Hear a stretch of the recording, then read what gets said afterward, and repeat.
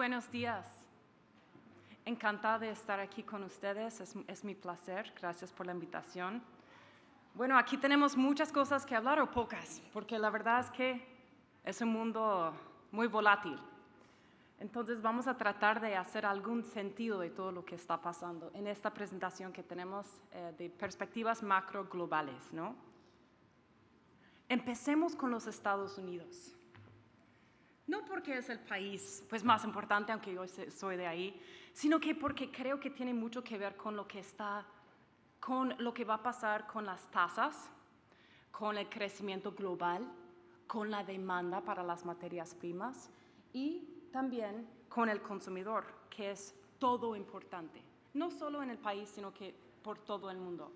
Ahora, el año pasado en los Estados Unidos, lo llamo recuperación medio falsa. La economía habrá crecido el año pasado arriba de 6%. Esto, señores, 5.3, es un estimado de crecimiento real bastante conservador. Yo pienso que al final de cuentas, un país tan desarrollado como los Estados Unidos, el año pasado habrá crecido 3 veces, casi 3 veces, el ritmo potencial. Que potencial es lo que puede crecer una economía sin generar presiones inflacionarias. La tasa de crecimiento potencial en los Estados Unidos es 2.5%. Así que un ritmo de 6 es muy por encima de lo normal. Este año, en 2022, muy generosamente pongo 3% de crecimiento. Estoy revisando hacia la baja porque pienso que estamos en una desaceleración mucho más potente de lo que muchos esperamos. ¿Okay? Entonces, esta visión que les voy a dar va a sonar un poquito negativa tal vez. Voy a tratar de sonreír mucho para hacerlo más digestible, ¿no? Más agradable.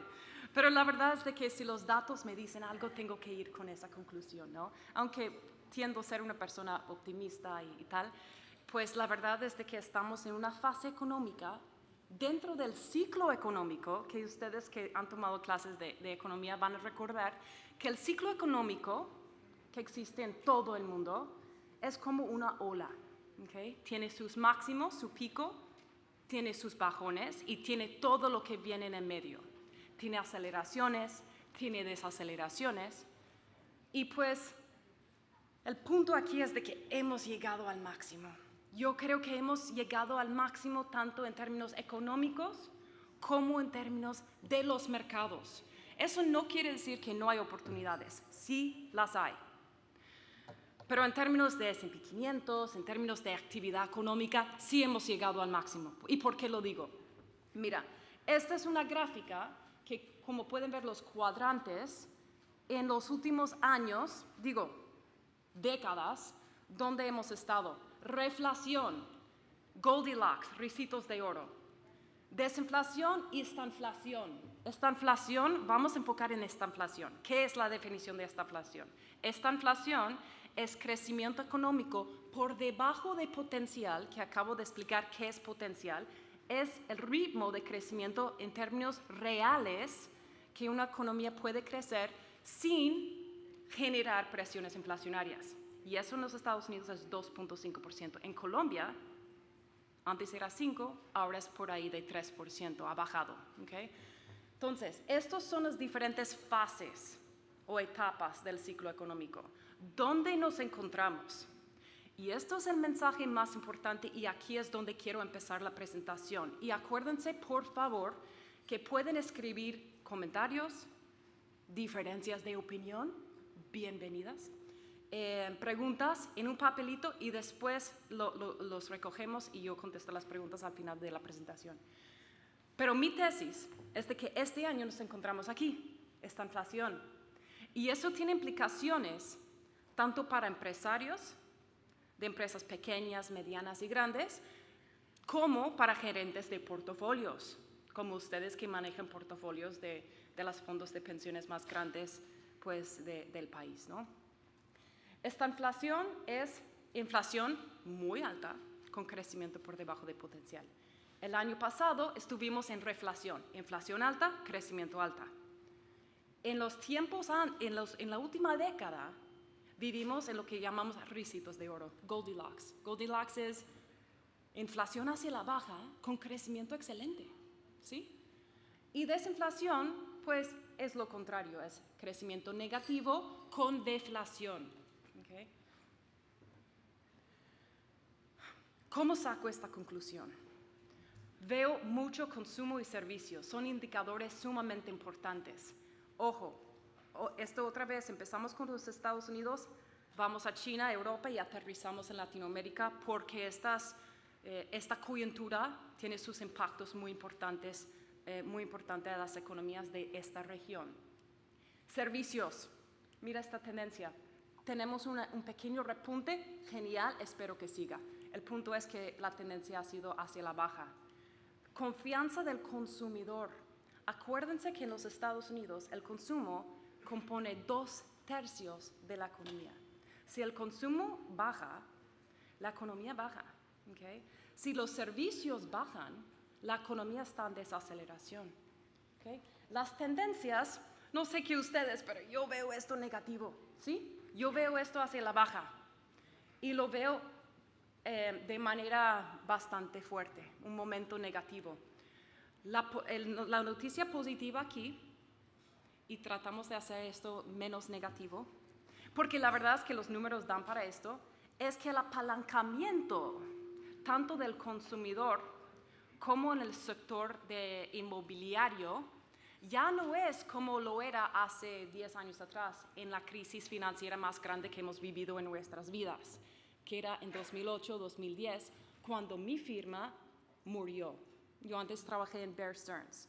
Bear Stearns murió, casi llevó toda la economía mundial con él. ¿Okay?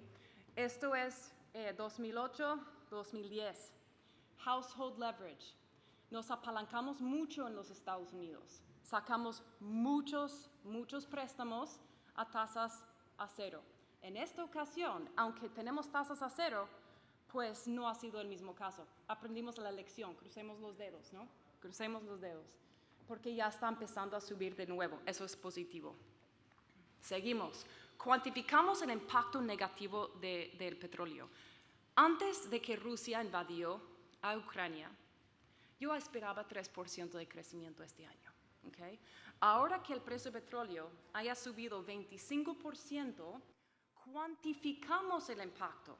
¿Okay? Porque yo puedo decir, yo creo, ¿no? Escuchamos a Bloomberg, yo salgo en los canales también, pero me gusta hacer la tarea antes, no soltar unas opiniones sin base. Entonces, uno puede decir, yo creo que el precio del petróleo ha subido, así que va a afectar el crecimiento económico. Yo también, pero vamos a cuantificarlo. Entonces, cada 25% de alza en precios del petróleo, no hacemos toda la matemática, pero el punto aquí es de que quita 44 básicos aproximadamente, vamos a ponerlo a 50 básicos, quita mitad de un punto porcentual del PIB, del crecimiento del PIB real en los Estados Unidos, con cada 25% de incremento en el precio. Entonces, si vamos de 100 a 125, que es donde yo creo que vamos a promediar todo el año el precio del petróleo, va a quitar casi mitad de un punto del PIB. Por consecuencia, he revisado hacia la baja la idea de crecimiento económico. Hemos hablado de esto con algunos de ustedes. Anoche tuvimos en la cena, hablamos de inflation break-evens. El impacto negativo es importante, el impacto real, pero tal vez aún más importante es en expectativas. ¿Cuánto piensa la gente que les va a afectar el bolsillo? Porque en cuanto yo pienso que me va a afectar, de esa magnitud voy a recortar mis gastos. ¿Sí? Entonces, inflation break-evens versus crude. El precio del petróleo sube, pues la lógica nos dice, todo el mundo piensa que vamos a ver un escenario sumamente inflacionario. Y así ha sido el caso. La Fed está muy pendiente de inflation break-evens, tanto o igual que la tasa de inflación en los Estados Unidos. Entonces, el escenario es el consumo, tendencia bajista, en una economía basada en el consumo. por el lado de la demanda.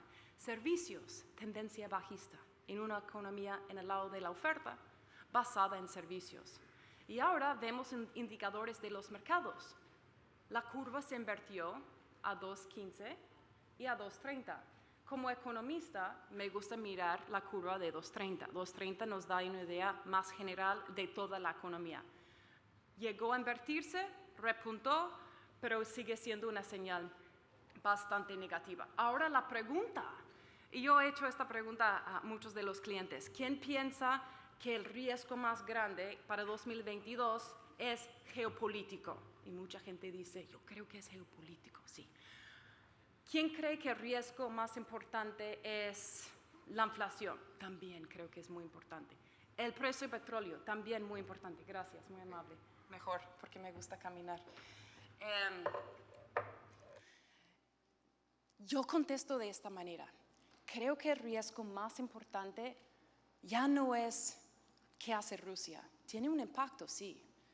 Si Rusia hace algo más con respecto a no solo Ucrania, tal vez Moldova, tal vez Estonia, pues hace que el precio del petróleo sube y afecta de manera negativa las economías. El riesgo más grande en este momento, señores y señoras, es lo que hace la Fed. La Fed, muchas personas no lo saben, pero en ese famoso ciclo económico, lo que históricamente cambia la economía de desaceleración a recesión, históricamente ha sido la Fed. Una Fed demasiado agresiva. Y en esta coyuntura tenemos una Fed en una posición más complicada que jamás he visto en la historia de mi carrera. Y eso es una Fed que tiene que lograr un balance muy delicado entre bajar el balance de 9 trillones de dólares, enfocado al principio, ellos han dicho explícitamente que van a enfocar al principio en los bonos hipotecarios, sin matar el sector inmobiliario, sin matar el mercado en el S&P 500 y sin frenar una economía que a propósito ya está en desaceleración. ¿Sí? Entonces hay que tener un ojo muy, muy fijo en lo que hace la Fed. La Fed ya empezó a disminuir, pero es un balance muy difícil, muy complicado, y yo tengo mis dudas muy grandes de que lo logre. ¿Okay? Y otra vez sonrío porque digo una cosa, es un mensaje un poco negativo, pero hay que estar pilas y hay que proteger los portafolios. ¿Cuáles han sido los motores de inflación? ¿Creemos el presidente de los Estados Unidos que es 100% Putin? No sé ustedes, pero yo no creo. Porque antes de que Putin entró en Rusia, la inflación en Estados Unidos estaba el triple de la meta. Más que el triple, de hecho, porque la meta es 2. Y antes de Putin, estamos corriendo, rondeando 7.5% de inflación. Nadie está hablando de esto. ¿Por qué? Porque no conviene. No conviene. Los motores de inflación son varios, pero los principales son, vamos a retroceder, esto, estímulo monetario que se pasó la fecha de expiración por un año. La Fed todavía estaba comprando activos, señores, principios de marzo. Hace un mes atrás, la Fed todavía estaba comprando, ¿ok? Todavía estaba comprando. Y lo fiscal. Ayer di esta conferencia en Estados Unidos y no fue broma, pero la gente se rió. Imagínense ustedes si Colombia, Brasil, Perú, Chile tuviera una gráfica así. Imagínense. ¿Qué harían las calificadoras? A juro, el día después, single B. Below investment grade junk, a juro. Estados Unidos sigue siendo AAA. Está bien, tiene un risk-free asset. Pero en algún momento, y yo no digo que pase este año, en algún momento, cuando estos señores ya no son compradores más importantes del mundo, comprando 120 mil millones de bonos al mes, sino que los están dejando vencer, o peor aún, vendiendo los bonos, ¿quién va a estar financiando este déficit? Esperemos que siga siendo China y Japón, ¿sí? Estas son cosas que hay que estar pendiente, que nadie está hablando en este momento. Creo que es importante de pensar en el fondo cuáles son los impulsos principales. ¿Okay? Seguimos, en Estados Unidos tuvimos una reacción a COVID, unos pueden decir excelente. Yo tiendo a pensar que fue de más. Y es más, llevamos el déficit fiscal a 15% del PIB. Porque no estamos gastando más, es apenas 12% del PIB, pero es 12% del PIB, señores. Ahora que hemos visto repercusiones de estos estímulos, tanto monetarios como fiscales, esta es la gráfica de Headline CPI. Estos son números reales, ¿no? Estas son las repercusiones de algo que hemos en Baltic Research hemos estado advirtiendo a clientes desde hace un año, de que la Fed estaba detrás de la curva, de que había que estar protegiendo los portafolios con inflation hedges. Habíamos recomendado oro, TIPS, inflation protected instruments, short duration fixed income. Esta es la razón, ¿ok? Y ahora entrando en este año dijimos, ¿saben qué? Ya no es solo inflación que nos preocupa, es esta inflación. Y voy a entrar un poco más en detalle por qué me preocupa eso. Pero estos son los números. Core PCE quita petróleo, quita alimentos. Okay. Yo tengo 5 hijos, tengo una camioneta gigante, me cuesta $120 a la semana llenar el tanque de gasolina. Y eso soy yo. Todos pagamos el mismo precio para el petróleo. Entonces, yo pago 120, también una persona que limpia casas paga lo mismo. Entonces, afecta a las personas de menos recursos. Por supuesto, la lógica nos dice mucho más, ¿no? Pero este es el escenario. Mira dónde está la meta de la Fed, 2%. Es aquí, ¿no? Estamos a 9. No pasa nada. No hay nada que mirar aquí, señores. Entonces, wage price spiral. La Fed ha dicho, temporal. Hay que apoyar el sector laboral. Está mal, está grave. No hay wage price spiral. Lo ha dicho desde hace un año atrás. Más bien lo que hemos visto en Estados Unidos es la definición de wage price spiral. What is wage price spiral? Wage price spiral es que no consigues empleados. Entonces, ¿qué tienes que hacer? Subir tus salarios. Tenemos unos amigos en Miami que tienen una empresa pequeña. Me han dicho, es el dueño de la empresa, me ha dicho, para competir con Pizza Hut, porque él busca gente de bajos recursos, $8 la hora, $10 la hora, el salario mínimo. Tengo que subir mis salarios 15%. Para poder subir mis salarios 15% y ganar plata, tengo que subir el costo de mis bienes que vendo 20%. Eso, señores, es la definición de wage price spiral. Suben los salarios, suben los precios. Eso es efectivamente lo que estamos viendo en los Estados Unidos. Aquí pueden ver el desempleo colapsado.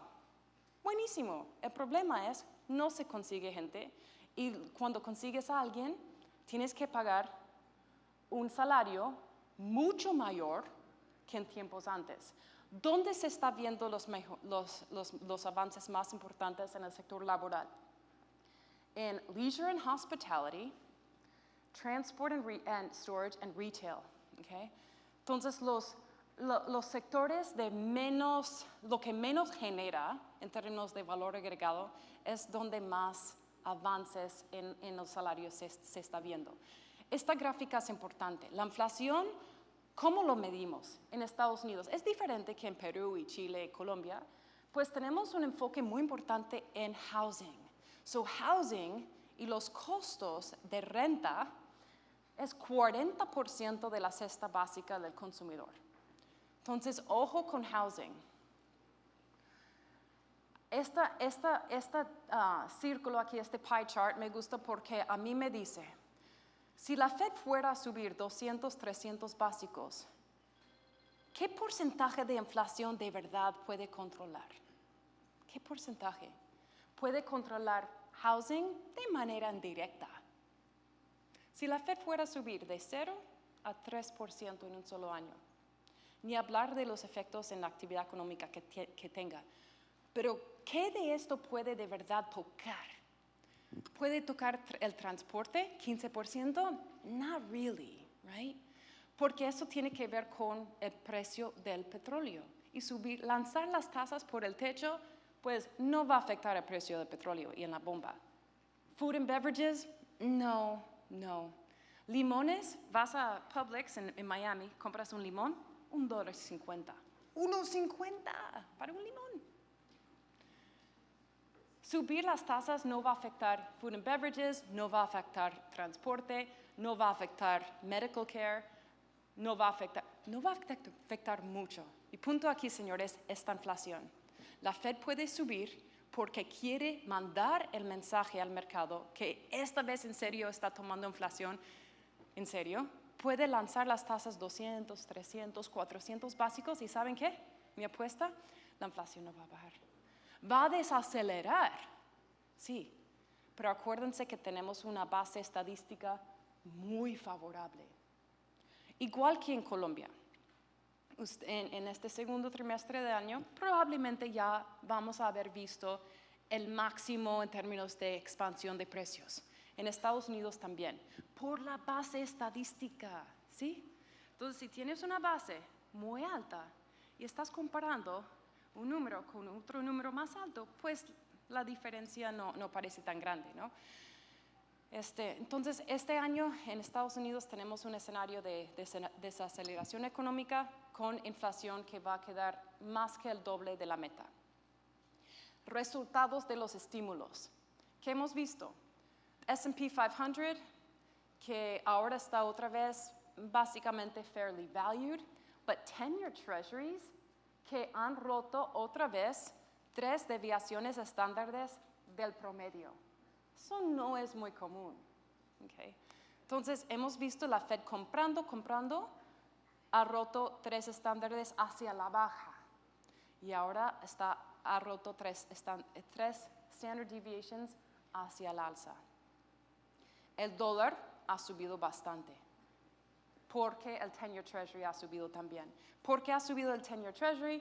Porque la inflación está a 9%, porque el mercado está descontando 200 básicos en Fed Funds y porque ve que la Fed ha quedado detrás de la curva. Esas son las razones por las cuales la tasa está tan alta.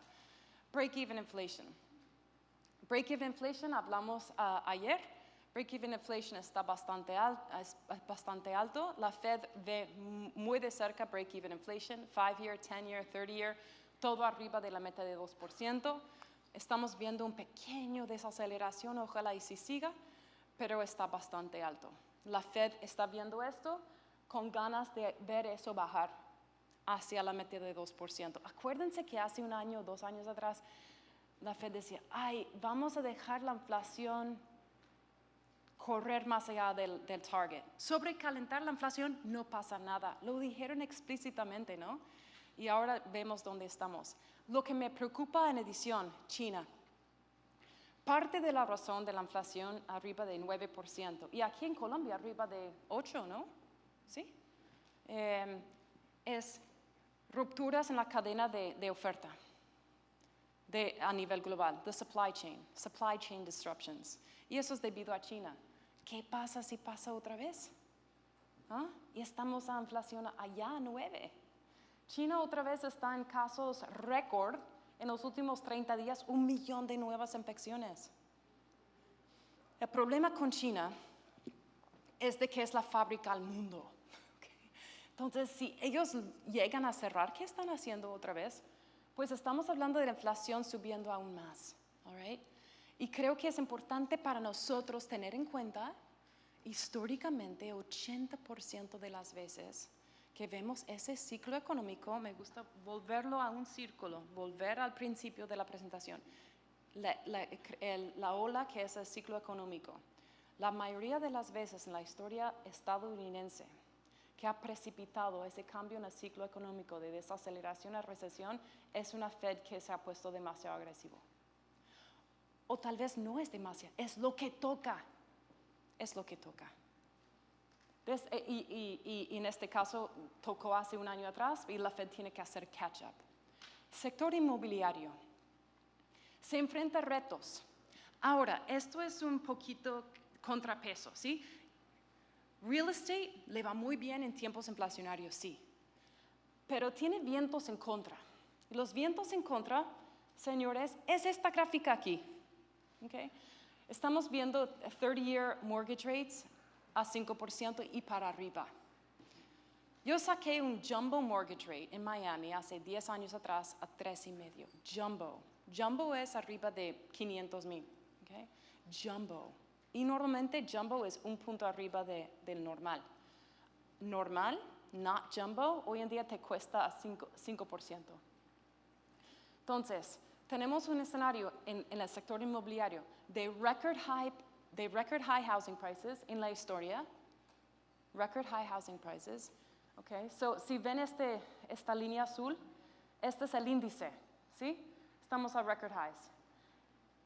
La línea gris es el porcentaje de cambio. 20% cada mes en subidas por mes, año a año. Mi apuesta firme, de hecho mi convicción, es en la segunda mitad de este año, esto va a colapsar y vamos a ver 0% de apreciación año a año en valores en las casas. ¿Por qué? Pues porque la tasa ha subido, hay un crecimiento económico mucho menor de lo que habíamos visto, pero no va a entrar en contracción. Simplemente lo que estoy pronosticando es que esta línea azul, y a lo mejor en el próximo año estamos hablando de a ver si lo pegamos o no, esta línea azul va a colapsar hasta acá. Entonces, eso es 0%. Estable, no es el peor del mundo. ¿Y por qué no contrae con tasas hipotecarias tan altas y recesión, posible recesión? Pues porque no hay oferta, no hay oferta. Y no hay oferta no solo por la demanda, sino que volviendo a China hay problemas en la cadena de producción. Muy difícil conseguir materias de construcción, muy difícil. Muy difícil renovar tu casa dentro de un año. Tarda mucho más y cuesta mucho más. Vamos a pasar a lo de los mercados porque me queda 8 minutos y me gustaría abrirlo a preguntas y dudas y comentarios, ¿no? Hemos hecho otra vez la tarea cuantitativa. Dentro de cada etapa del ciclo económico, ¿cuáles son los sectores que mejor desempeño tienen? Dentro de esta inflación, number 1, utilities. Number 2, energy, staples, and healthcare. Esos son my 4 top picks. Y de hecho, en lo que vamos del año, they're the 4 best performers. Los sectores con mejor desempeño son efectivamente estos. El año pasado recomendamos todo lo que tiene que ver con inflación y fueron los top performers, porque el año pasado fue el tema de inflación. Este año va a ser el tema de esta inflación. El año pasado fue financials, energy, industrials, and materials. Inflation plays. This year it's stagflation plays. And these are the stagflation picks. Okay? Entonces, hay personas que te van a decir, y yo los he escuchado porque salgo en los panels con ellos en la televisión, compra tech, ha bajado. Cuidadito, porque tech ha subido de manera tenaz en los últimos 10 años, casi sin parar, sí con bajones, pero sigue la tendencia alcista. No quiere decir que es para siempre, ¿no? Los mercados tienen memoria corta. Los sectores que peor desempeño tienen en esta inflación, con tasas subiendo y posible recesión, are tech and consumer discretionary. Tasas hacia el alza no favorece estos sectores. Equity strategy, top picks aquí otra vez, utilities, petróleo, staples y salud, ¿no? Y con mucho gusto pasamos esta presentación para poder leerlo más adelante. Estrategias de inversión, cíclicos o defensivos. Como pueden imaginar, yo estoy mucho más a favor a defensivos y esto no es una nueva opinión, no vamos con el corriente. Dentro de mi equipo hacemos la tarea y seguimos los resultados. ¿Cómo ha sido el desempeño? The real return, el retorno real, que descuenta inflación In inflationary and growth environments, pueden ver aquí. This is large cap. So large cap sectors. So compañías muy grandes, ¿no? Con market cap muy grandes. Positive returns, green. 2021, espectacular. Negative, 2008, 2001. ¿Qué se nos viene? Pues yo apuesto que es una desaceleración. En lo que vamos del año, efectivamente, son los defensivos que han tenido mejor retorno. Estos son en Bulltick nuestros recomendaciones y views. Market weight, overweight, underweight, pueden echarle un vistazo. Y luego aquí el sector returns en lo que vamos del año. Claramente energía es el ganador, pero como había mencionado yo, energía, utilities, consumer staples, materials me sigue gustando y healthcare, efectivamente son los ganadores en lo que vamos del año. Ojo con energía, esta gráfica me fascina. Esta gráfica lo hemos hecho dentro de Bulltick y esto nos dice cuáles son los activos en el universo de activos. En portfolio management, en asset allocation, ¿cuáles son los activos más volátiles? Petróleo número 1, señores. Así que montar el barco cuando el petróleo ya ha subido tanto hay que tener un poco de cuidado porque es sumamente volátil como hemos visto, ¿no? LATAM número 2. LATAM es bastante volátil, pero no tengo que decirle a ustedes que estoy aquí en Colombia, ya lo sabrán. Eso dicho, en escenarios estanflacionarios, LATAM le va bastante bien históricamente. Es muy interesante. Si el impulso de esa coyuntura estanflacionaria es aumentos en materias primas, LATAM va bien. Y así es donde estamos hoy en día. Así que, ¿hay oportunidades en LATAM? Sí. Estrategia de inversión, divisas. Aquí, como pueden ver en esta gráfica, me queda poco tiempo, pero arriba de esta línea, señores y señoras, arriba de 100, son monedas subvaloradas. El real, subvalorado. El peso mexicano, subvalorado. El COP, subvalorado. Bajo el esquema que nosotros hemos mirado, que es, usamos precio de petróleo, inflación, muchas variables que entran en esta ecuación. Fixed income, lo mismo. Y porque se nos está acabando el tiempo, con mucho gusto pasamos esta presentación más adelante para los que quieren ver. Pero esto es fixed income. Vemos oportunidades en Colombia, en renta fija. Vemos oportunidades en Brasil, en renta fija. Vemos oportunidades en corporativos, en renta fija. Los yields arriba de 8% son atractivos. Y esto otra vez me gusta esta gráfica porque nos pone en perspectiva sobre los años, cómo nos ha ido fixed income en términos reales bajo el escenario de inflación y crecimiento. Okay. Fixed income, pues todas las tasas hacia el alza. Alternativos, todo el mundo me pregunta de Bitcoin. Creo que Bitcoin tiene una posición, que debe tener una posición dentro de un portafolio diversificado que tiene alternativos. ¿Por qué? Porque efectivamente sí es un inflation hedge. Efectivamente, si uno hace una pequeña, a mí me pareció interesante esto, tiene una correlación negativa con el dólar. Entonces me han preguntado, ¿por qué Bitcoin le ha ido mal? Pues vamos a mirar el dólar. El dólar ha ido subiendo, pues Bitcoin entonces baja en valor. Y con esto voy a terminar, me quedan 2 minutos. Me encantaría saber de ustedes. ¿Qué opinan? ¿Dudas, comentarios, preguntas? Pueden. Gracias.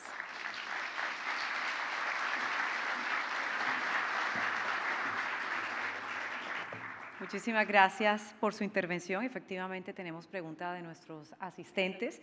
Por tiempo vamos a hacer solo una pregunta para su respuesta. ¿Cuáles son los activos que se ven más atractivos en América Latina y qué sectores en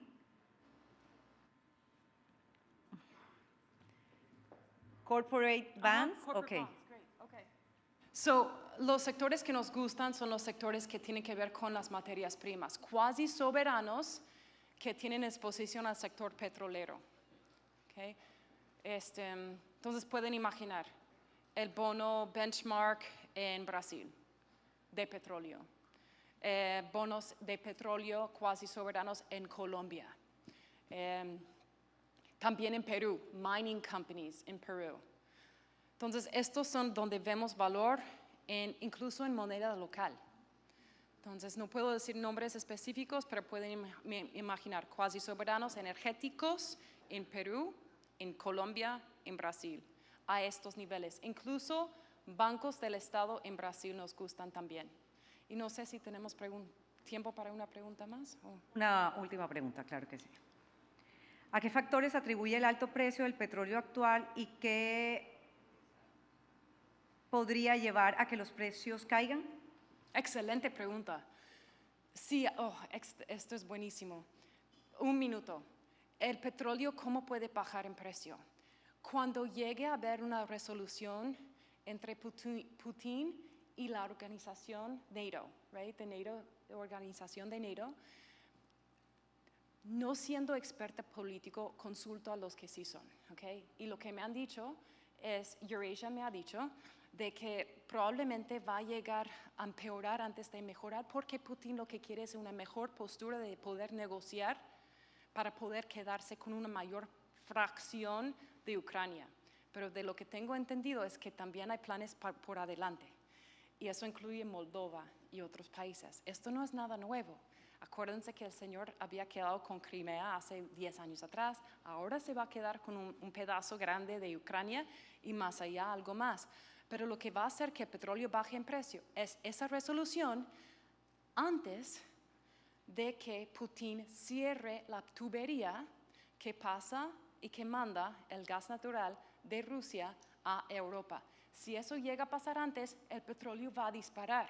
Si tenemos sanciones contra todo el complejo energético, natural gas, oil, contra Rusia, sanciones en contra de todo el complejo energético, el precio del petróleo va a subir mucho más. Por eso pusimos esa tabla que ustedes pueden cuantificar cuánto va a pegar la economía en términos reales según cada movimiento del petróleo. Entonces, en caso de que se empeore más, ¿eso va a ser debido a sanciones o porque el señor cierre la tubería que lleva 40% de todo lo que consume Europa en gas natural viene de Rusia?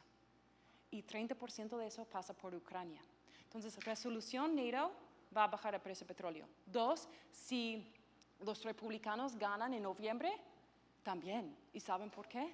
Porque va a haber menos regulación, menos esposas en las manos de las compañeras petroleras grandes, porque acuérdense, aquí en este momento en Estados Unidos hay regulaciones muy tenaces, muy fuertes contra non-conventional oil.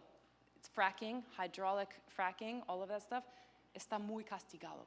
Entonces, en cuanto se deje que las compañías busquen petróleo, produzcan petróleo, hacen hydraulic fracking, va también a ayudar mucho al precio del petróleo y va a ir hacia la baja. Señora Armoni, muchísimas gracias por su presentación. Que pase buen día. Mucho gusto. Gracias.